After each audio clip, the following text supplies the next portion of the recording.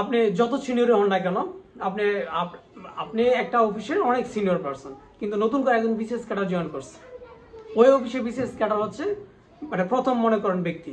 তো এখন আপনি ওই অফিসে অনেক সিনিয়র মানুষ, আপনার বয়স 50-45 গেছে, তাই বলি কি আপনি তাকে তুমি করে বলতে পারবেন?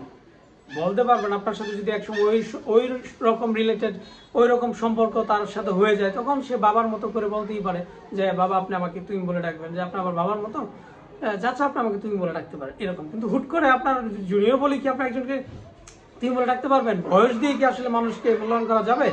কারণ চাকরিতে প্রতিনিয়ত যারা জয়েন করছে তারা তো সবাই বিশ্ববিদ্যালয় থেকে সদ্য পাশ করে, আর মানে সবাই ওই অফিসের বয়সে কম হবে, তার বয়স এখনো 30 হয় নাই, বা এখন যদি 32-এর কথা বলি 32 হয় নাই, আপনার বয়স ওই অফিসে আপনি অনেকদিন চাকরি করছেন, 35 হয়ে গেছে, 40 হয়ে গেছে, কিন্তু আপনি হুট করে কি তাকে তুমি বলতে পারবেন?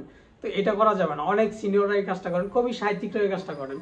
তো ভালোবাসার প্রেক্ষিতে ভালোবাসা থেকে একটা সম্পর্ক হয়ে গেলে তখন তুই যা খুশি তাই হবে। কিন্তু হুট করে একজন মানুষের সাথে পরিচয় হচ্ছেন, আপনি জানলেন এই লোকটা লেখালেখি করে, আপনিও লেখালেখি করেন, আপনি উর্দুতন বলে আপনি বলতেছেন এই তুমি কি বিষয়ে লেখো, কেন তুমি বলবেন? সে কি আপনার ছোট ভাই, আপনার বাড়ির, আপনার সমুদ্রে শালা লাগে?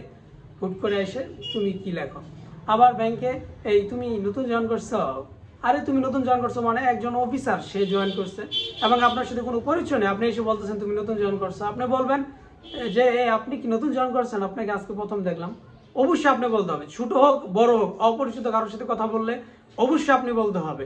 তো এটা আমাদের সিনিয়ররা খুব বেশি ফল্ট করে এই বিষয়টা, আমি খুব মাইন্ড করি। এবং আমার যদি বেশি খুব ঊর্ধ্বতন কর্তৃপক্ষ না হয় তাহলে আমি বলেও ফেলি, আমি কি আপনার মানে খুব পরিচিত, পূর্ব থেকে আপনার পরিচিত ছিলাম, বা কিছু কথা না বার্তা আপনি এসে আমাকে তুমি বললেন।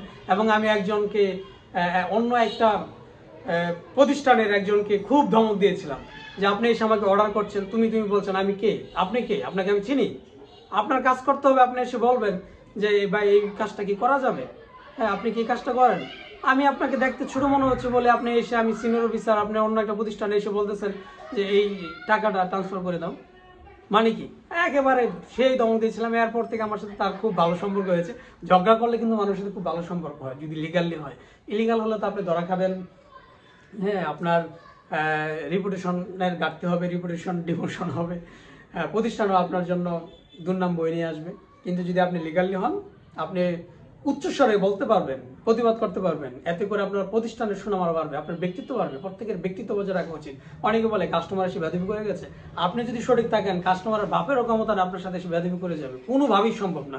যাক, এই বিষয়ে বললে অনেক বলা হয়ে যাবে। হ্যাঁ, ভালো থাকেন সবাই। যে বিষয়টা বললাম এটা আমাদের বাচ্চাদেরকে, আমাদের ছোটদেরকে শেখানো উচিত, সিনিয়রদের এই বিষয়টা মাথায় রাখা উচিত, এবং আমাদেরও আমরা যখন কথা বলবো অবশ্যই এই বিষয়টা মেনটেন করা উচিত। তো সবার প্রতি অনেক অনেক কৃতজ্ঞতা বোধ, ভালোবাসা।